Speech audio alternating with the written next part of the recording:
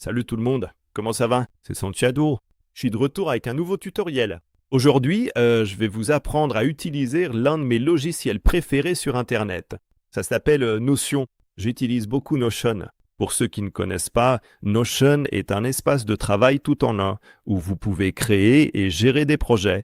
Vous pouvez aussi créer des listes, des tableaux, des blocs de tâches à faire, et organiser toutes ces données pour les utiliser de manière plus efficace. Je vais me faire disparaître pour pouvoir mieux vous montrer le logiciel. Voilà, Notion juste ici. Ceci est la page d'accueil. Je suis déjà connecté. Il est écrit « Bonjour Santiago ». Merci beaucoup Notion. Aujourd'hui, je vais vous apprendre à créer une nouvelle page. Pour cela, il suffit d'aller sur la partie gauche juste ici. On clique sur cette icône qui indique « Créer une nouvelle page ». Pour ce tutoriel, je vais créer une page qui me permet de suivre et de gérer mes dépenses hebdomadaires de manière plus efficace. Ici, nous avons le titre. Je vais simplement l'appeler dépenses hebdomadaires. Ce sera votre titre. Si vous cliquez ici en bas, c'est le corps de la page. Comme vous pouvez le voir, si vous appuyez simplement sur espace, Notion va nous suggérer différentes actions à réaliser. Vous pouvez créer un tableau, vous pouvez créer un organigramme, vous pouvez par exemple rédiger un plan. Je vais simplement écrire ici une petite description du genre cette page me sert à suivre, gérer et mieux comprendre mes dépenses hebdomadaires. Voilà, c'est tout. Si on descend ici, on retrouve à nouveau les mêmes options. Je vais appuyer sur espace et vous pouvez demander à l'IA de créer tout ce que vous voulez dans cette page. Maintenant, je veux créer une liste des plus grosses dépenses que je fais dans la semaine. Donc, je vais simplement appuyer à nouveau sur espace et je veux faire une liste. Donc, je vais juste écrire « Fais une liste des dépenses hebdomadaires ». Et l'IA de Notion va créer une liste qu'elle pense que je peux utiliser. Je peux cliquer sur « Accepter » si je pense que la liste qu'elle a produite est correcte. Je peux cliquer sur « Rejeter » si je ne veux pas l'utiliser. Ou je peux réessayer pour que l'IA me propose d'autres options pour la liste. Je pense que je vais utiliser celle-ci, donc je vais simplement cliquer sur Garder et vous pouvez complètement modifier ce que la liste nous propose. Par exemple, changer ce titre juste ici, ce que je fais pour la nourriture au cours de la semaine. Parfois, pendant la semaine, je cuisine. Je vais faire une estimation approximative, disons 6 $ par jour. Donc ça ferait 42 $ par semaine. Parfois, je commande à emporter, donc je vais l'inclure ici, et en moyenne, ça me coûte environ 15 $ par semaine. Mais je le fais une fois par semaine, donc je vais simplement écrire 15 $. Je n'aime pas que cette partie soit en gras, donc je vais simplement l'enlever. Et disons qu'une fois par semaine, j'aime emmener ma copine dans un restaurant chic, donc je vais écrire « restaurant chic », et disons que ça coûte environ 50 $. Voici notre première liste de ce pourquoi j'utilise de l'argent pendant la semaine. Je vais faire une autre liste intitulée « Transport ». Disons que j'utilise ma voiture 2 fois par semaine, donc en prenant en compte l'essence et l'endroit où je la gare, on va dire que je dépense 20 $ par semaine. J'utilise aussi beaucoup mon vélo. On pourrait penser qu'utiliser le vélo est totalement gratuit, mais ici à Bogota où je vis, il faut payer si tu veux laisser ton vélo quelque part, mais c'est vraiment pas cher. Donc disons que je l'utilise 5 fois par semaine et que je dépense environ 1 $ à chaque fois, alors on va simplement écrire 5 $. Et le dernier poste pourrait être les transports en commun. À chaque fois que tu prends les transports en commun ici à Bogota, c'est environ 1 $, 1,50 $. Et disons que je les utilise 2 fois par semaine, donc ça ferait 3 $. Je vais en ajouter un autre qui est vraiment spécifique à mon cas, et ce sont mes chats. J'ai 3 chats, donc je dois suivre les dépenses qu'ils nécessitent. Alors, écrivons simplement nourriture. Le sac qui leur dure un mois coûte environ 40 $, donc ça fait 10 $ par semaine. Et aussi la litière, comme ils sont 3, ils en utilisent pas mal. Le plus gros sac que j'achète dure 2 mois et coûte 60 $. Ça ferait 30 $ par mois, donc à peu près 6 $ par semaine, ou disons 7 $ pour être un peu plus précis.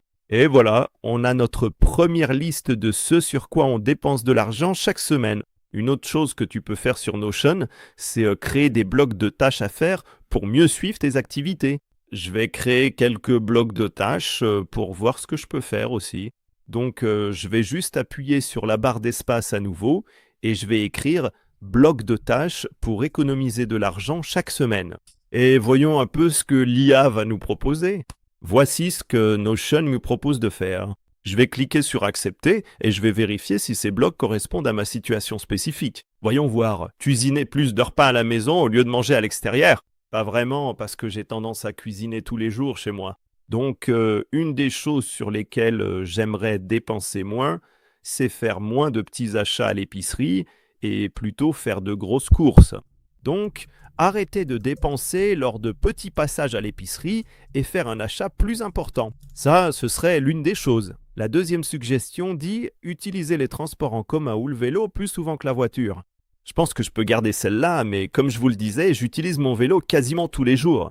La troisième me plaît beaucoup parce qu'elle a déjà pris en compte ce que j'ai écrit dans la liste précédente et elle dit acheter les fournitures pour chat en gros quand elles sont en promotion.